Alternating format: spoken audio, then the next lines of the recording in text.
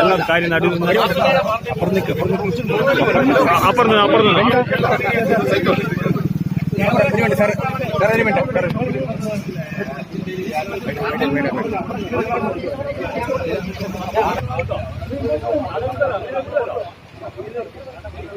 ഇവിടെ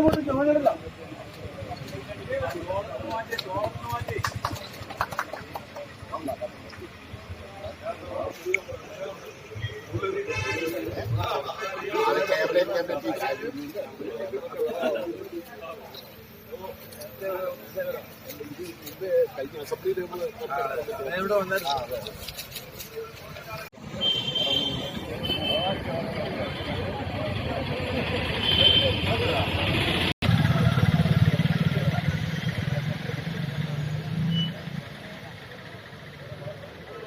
തുടക്കം കുറിക്കാൻ നമുക്ക് സാധിച്ചിട്ടുണ്ട്. സാധാരണ നമുക്ക് എല്ലാവർക്കും അറിയാം, ഇലക്ഷൻ കമ്മിറ്റിയും അതുമായി ബന്ധപ്പെട്ടുള്ള പ്രാരംഭ പ്രവർത്തനം നടത്തുവാൻ സംസ്ഥാന നേതൃത്വം കഴിഞ്ഞ 6-7 മാസങ്ങൾക്ക് മുമ്പ് നമുക്ക് ഒരുപാട് മുന്നേറാൻ നമുക്ക് സാധിച്ചിട്ടുണ്ട്. ഞാൻ കൂടുതൽ സംസാരിക്കുന്നില്ല.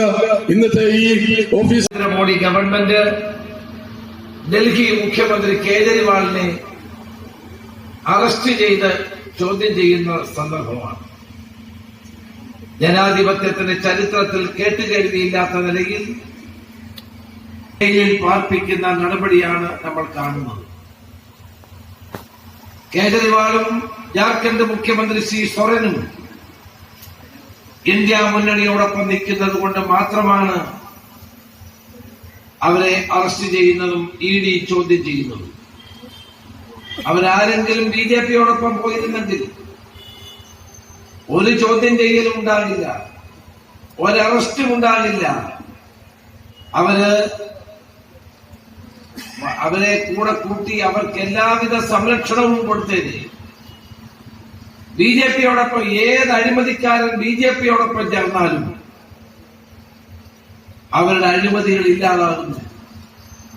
ഏതാണ്ട് BJP എന്നൊരു വാഷിംഗ് മെഷീനാണ്. എല്ലാവരുടെ അഴിമതികൾ വാഷ് ചെയ്ത് കളയുന്ന, അലക്കി കളയുന്ന ഒരു വാഷിംഗ് മെഷീനായിട്ടാണ് ഇപ്പൊ BJP മാറിയത്. കേജ്രിവാൾ ഇന്ത്യ മുന്നണിയോടൊപ്പം ഉള്ളത് കൊണ്ടാണ് അദ്ദേഹത്തെ അറസ്റ്റ് ചെയ്യുന്നത്. ജാർഖണ്ഡ് മുഖ്യമന്ത്രി സൊറനെ അറസ്റ്റ് ചെയ്തതും അതുകൊണ്ടാണ്. സൊറന്റെ പേരുള്ള ചെറിയൊരു കേസാണ്, ഒരു 5 ഏക്കർ സ്ഥലം വാങ്ങിച്ചതുമായി ബന്ധപ്പെട്ടൊരു കേസാണ്.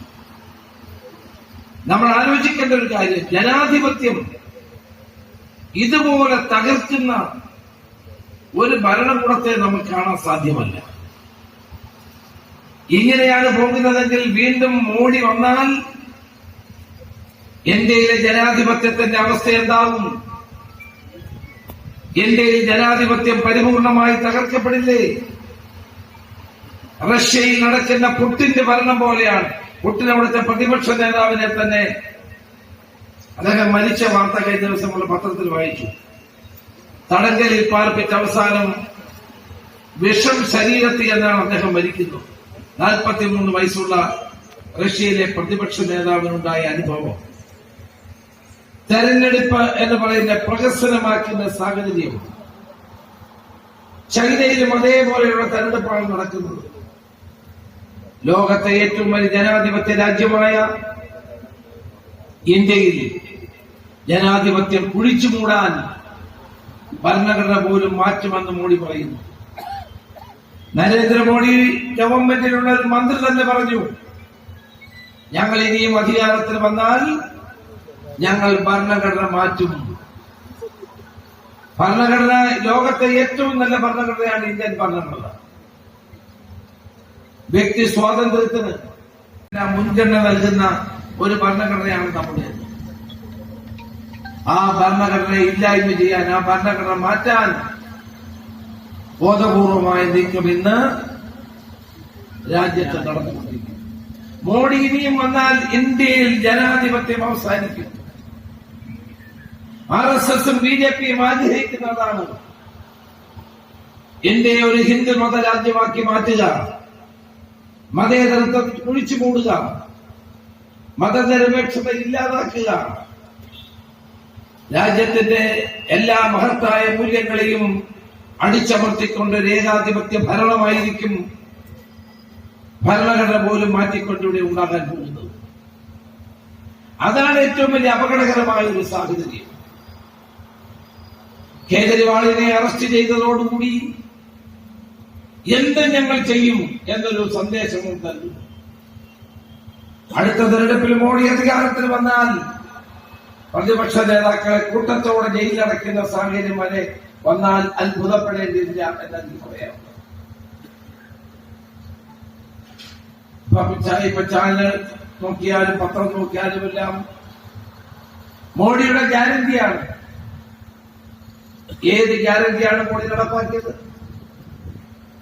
10 വർഷക്കാലമായി ജനങ്ങൾക്ക് നൽകിയ ഒരു വാഗ്ദാനം കൂടെ പരിപാലിക്കപ്പെട്ടിട്ടില്ല.